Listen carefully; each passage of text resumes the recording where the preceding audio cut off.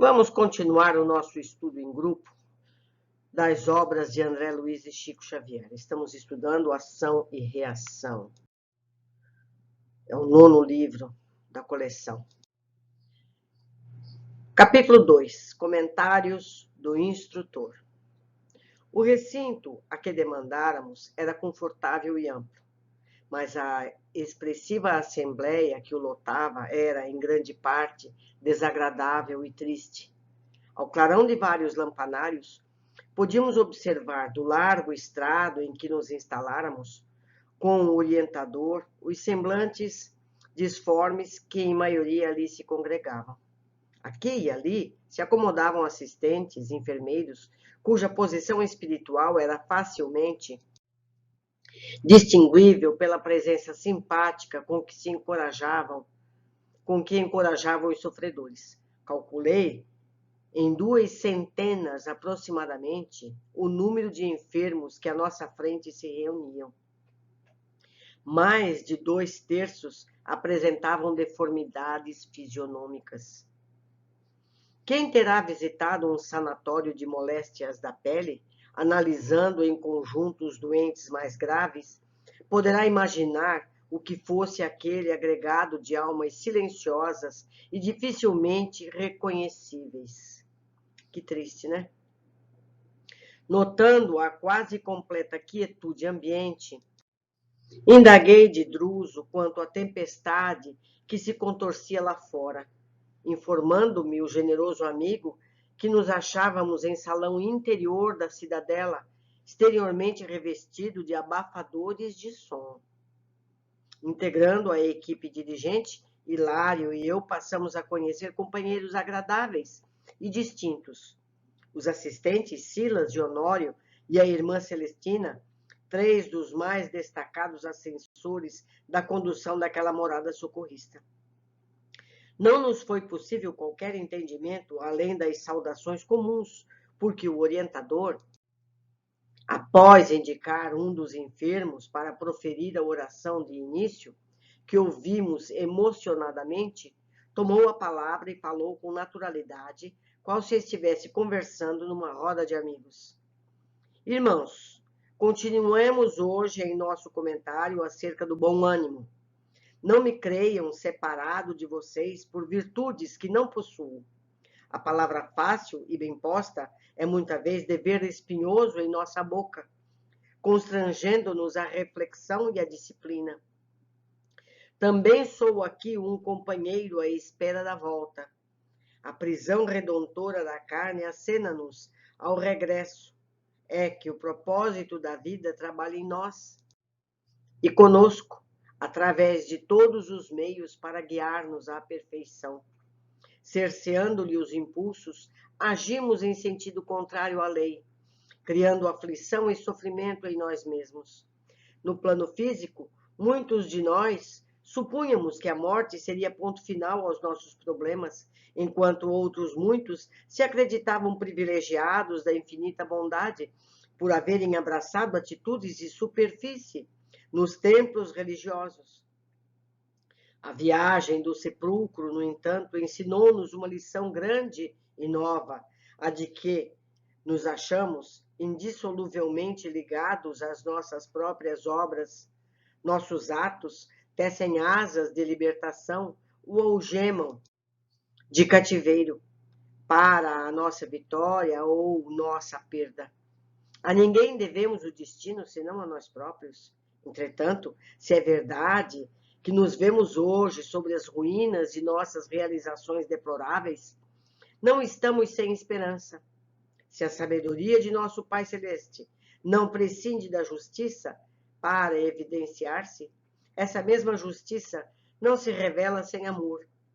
Se somos vítimas de nós mesmos, somos igualmente beneficiários da tolerância divina, que nos descerra os santuários da vida para que saibamos espiar e solver, restaurar e ressarcir. Na retaguarda, aniquilávamos o tempo, instilando nos outros sentimentos e pensamentos que não desejávamos para nós. Quando não estabelecíamos, pela crueldade e pelo orgulho, vasta sementeira de ódio e perseguição. Com semelhantes atitudes, porém, levantamos em nosso prejuízo a desarmonia e o sofrimento que nos sitiam a existência, quais inexoráveis fantasmas. O pretérito fala em nós com gritos de credor exigente, amontoando sobre as nossas cabeças os frutos amargos da plantação que fizemos. Daí os desajustes e enfermidades que nos assaltam a mente, desarticulando-nos os veículos de manifestação. Admitíamos que a transição do sepulcro fosse lavagem miraculosa, libertando-nos o espírito, mas ressuscitamos no corpo sutil de agora, com os males que alimentamos em nosso ser. Nossas ligações com a retaguarda, por essa razão, continuam vivas. Os laços de afetividade mal dirigida e cadeias de aversão aprisionam-nos ainda a companheiros encarnados e desencarnados, muitos deles em desequilíbrios mais graves e constringentes que os nossos, nutrindo propósitos de regeneração e melhoria. Somos hoje criaturas despertando entre o inferno e a terra, que se afinam tão entranhadamente um com o outro como nós mesmos feitos. Achamo-nos imbuídos do sonho de renovação e paz, aspirando à imersão na vida superior. Entretanto, quem poderia adquirir respeitabilidade sem quitar-se com a lei? Ninguém avança para a frente sem pagar as dívidas que contraiu. Como trilhar o caminho dos anjos, de pés amarrados ao carreiro dos homens que nos acusam de faltas, compelindo-nos a memória ao mergulho nas sombras? Druso fez ligeira pausa e, depois de significativo gesto, como que indicando a torturada paisagem exterior, prosseguiu em tom comovente. Em derredor do nosso pouso de trabalho e esperança, alongam-se flagelos infernais. Quantas almas petrificadas na rebelião e na indisciplina aí se desmandam no aviltamento de si mesmas? O céu representa uma conquista, sem ser uma imposição à lei divina. Alicerçada na justiça indefectível, funciona com igualdade para todos. Por esse motivo, nossa consciência reflete a treva ou a luz de nossas criações individuais. A luz, aclarando-nos a visão, descortina-nos a estrada, a treva, enceguecendo-nos, aguilhoa-nos o cárcere de nossos erros. O espírito, em harmonia com os desígnios superiores, descortina o horizonte próximo e caminha, corajoso e sereno, para diante, a fim de superá-lo. No entanto, aquele que abusa da vontade e da razão, quebrando a corrente das bênçãos divinas, modela a sombra em torno de si mesmo, insulando-se em pesadelos aflitivos, incapaz de seguir à frente. Definindo assim a posição que nos é peculiar, somos almas entre a luz das aspirações sublimes e o nevoeiro dos débitos escabrosos, para quem a reencarnação, como recomeço de aprendizado, é concessão da bondade excelsa que nos cabe aproveitar num resgate imprescindível. Em verdade, por muito tempo ainda sofremos os efeitos das ligações com os nossos cúmplices e associados de intemperança e desregramento, mas, dispondo de novas oportunidades de trabalho no campo físico, é possível refazer o destino, solvendo escuros compromissos e, sobretudo, promovendo novas sementeiras de afeição e dignidade, esclarecimento e ascensão, sujeitando-nos às disposições das leis que prevalecem na esfera carnal, teremos a felicidade de reencontrar velhos inimigos sob o véu de temporário esquecimento,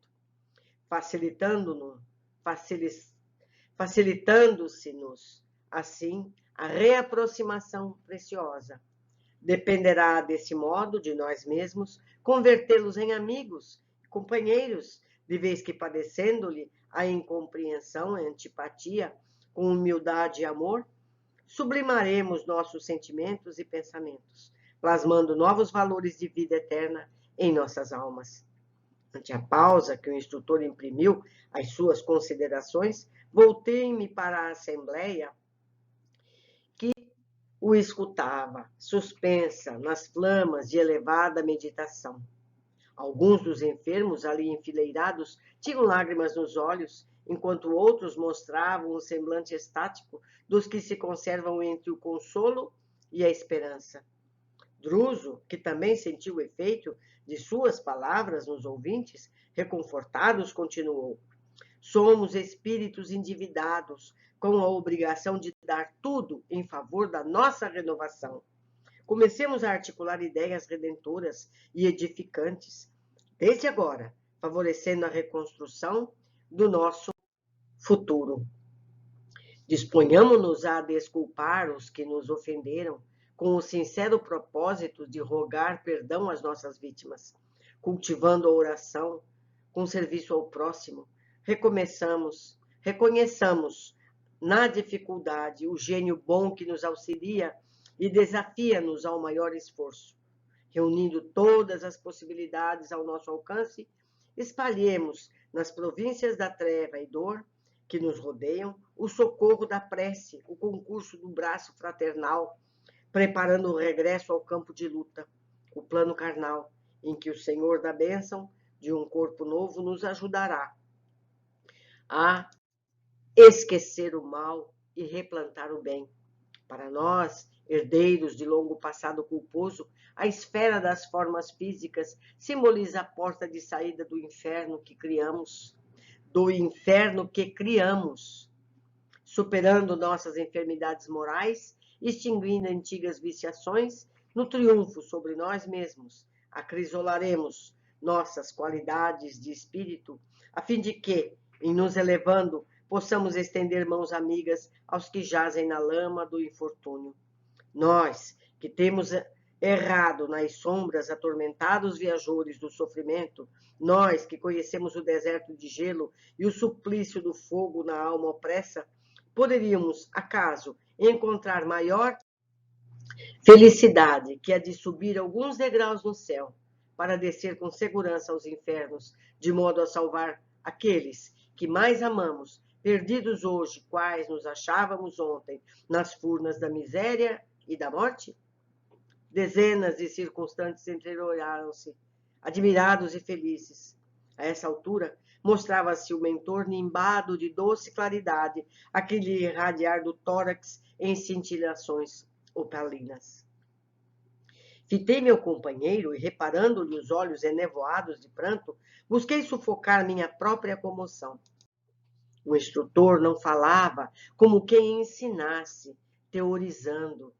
Estampava na voz a inflexão de quem trazia uma dor imensamente sofrida e dirigia-se aos companheiros humildes, ali congregados, quais se lhes fossem todos eles, filhos queridos do coração. Supliquemos ao Senhor, prosseguiu comovidamente, nos conceda forças para a vitória, vitória que nascerá de nós, para com a grande compreensão. Somente assim, ao preço de sacrifício no reajuste, conseguiremos o passaporte libertador. Calando-se, o dirigente da casa levantou-se da assembleia, uma senhora triste, e caminhando até nós, dirigiu-se a ele em lágrimas. Meu amigo, releve-me a intromissão. Quando partirei para o campo terrestre com meu filho? Tanto quanto posso, visito-o nas trevas, não me vê nem me escuta. Sem se dar conta da miséria moral a que se acolhe, continua autoritário e orgulhoso. Paulo, no entanto, não é para mim um inimigo, é um filho inovidável. Ah, como pode o amor contrair tamanho débito? Sim, exclamou Druso reticencioso. O amor é a força divina que frequentemente aviltamos. Tomamo-la pura e simples da vida, com que o Senhor nos criou, e com ela inventamos o ódio, o desequilíbrio, a crueldade, o remorso, que nos fixam indefinidamente nas sombras. Quase sempre é mais pelo amor que nos enredamos em pungentes labirintos no tocante à lei. Amor mal interpretado, mal conduzido.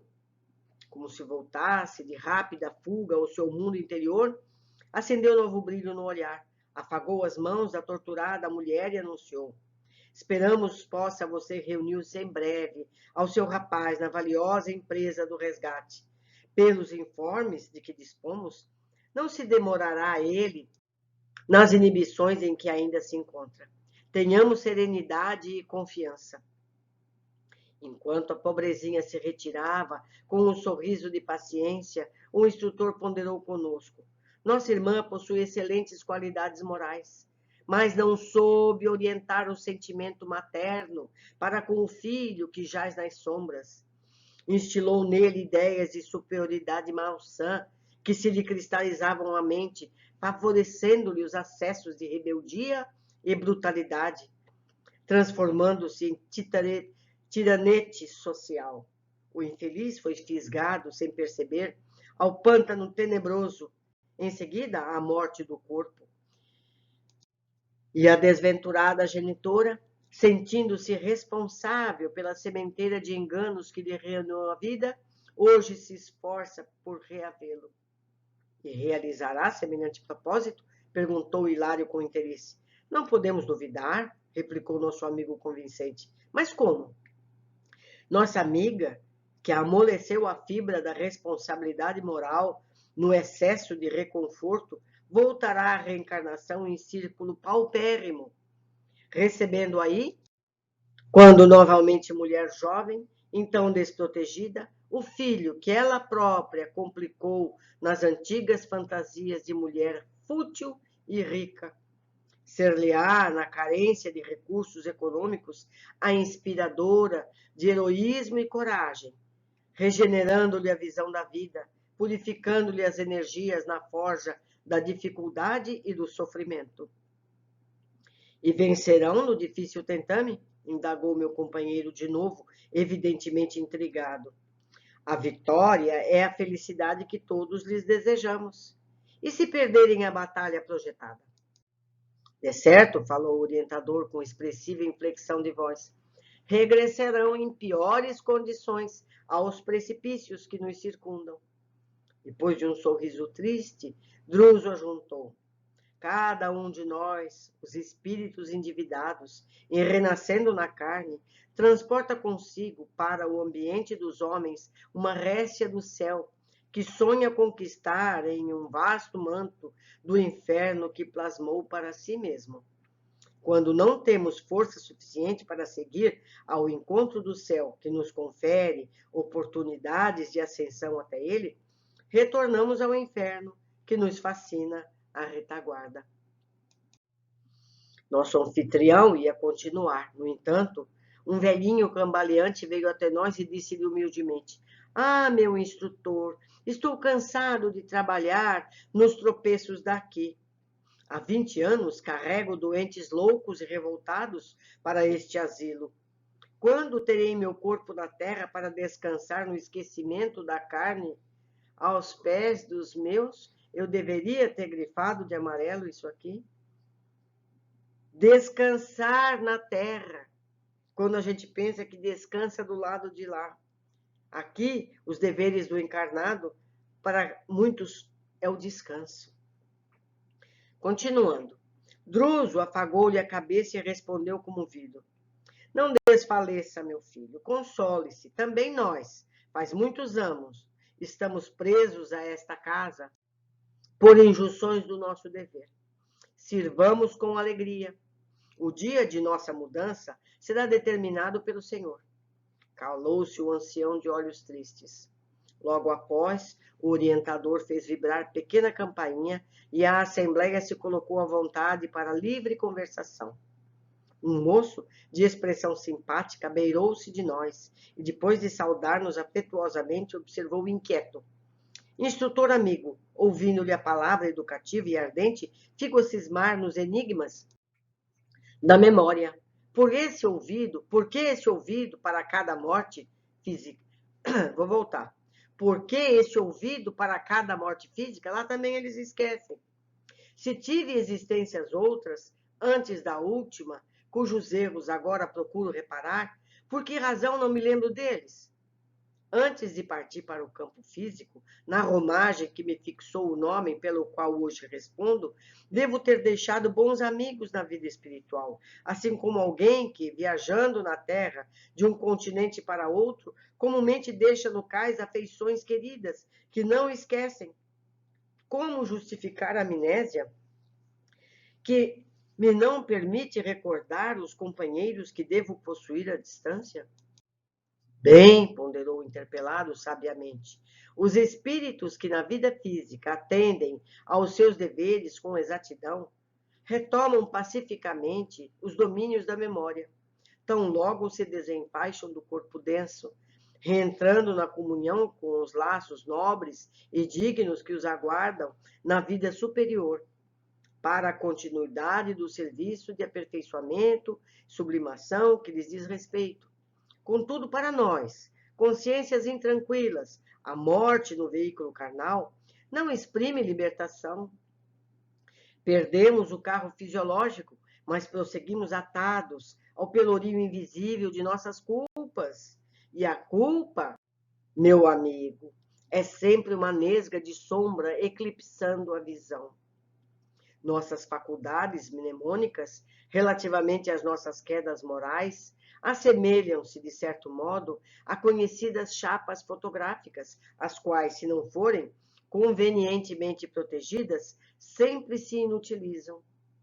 O mentor fez breve pausa em suas considerações e continuou. Imaginemos a mente como sendo um lago.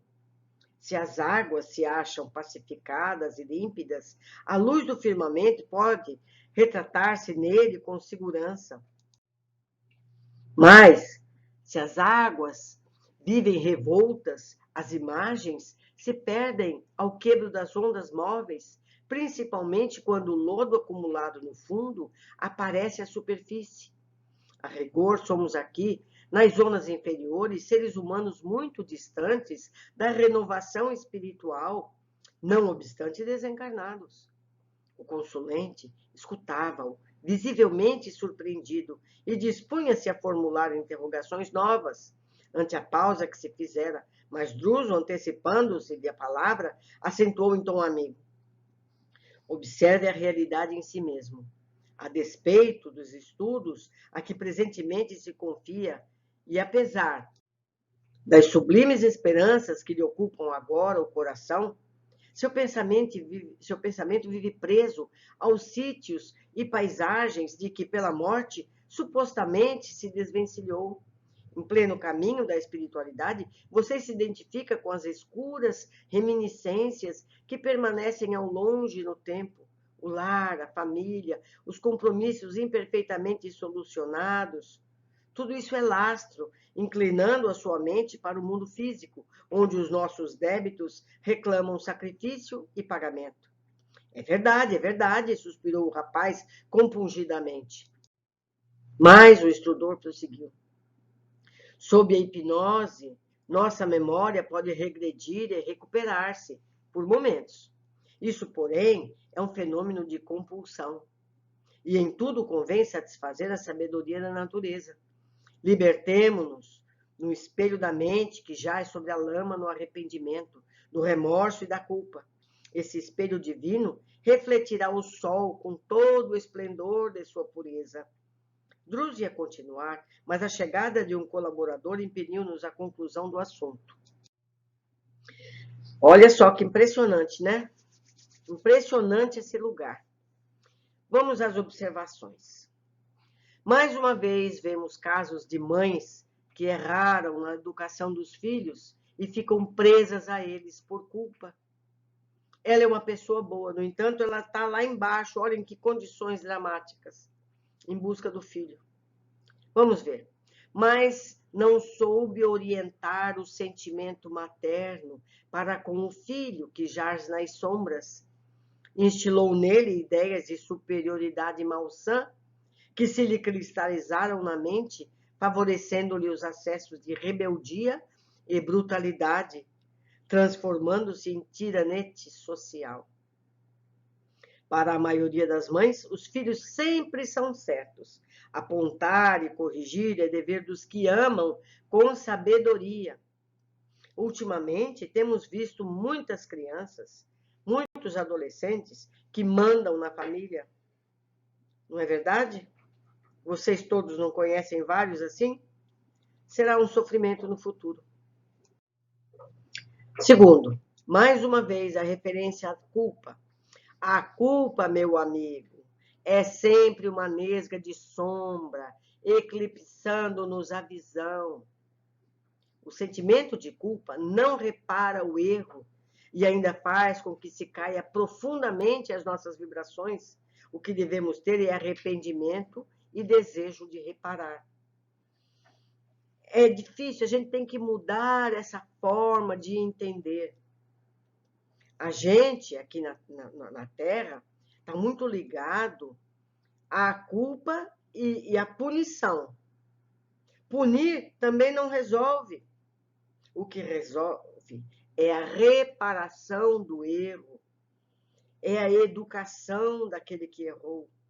Então vamos tentar nos educar, vamos treinar os bons comportamentos, vamos tentar inibir os maus. É devagar, nós temos tempo pela frente. A espiritualidade não tem pressa. Quem tem pressa somos nós. Um abraço a todos, foi uma alegria estar com vocês aqui hoje e eu aguardo a todos no nosso próximo capítulo.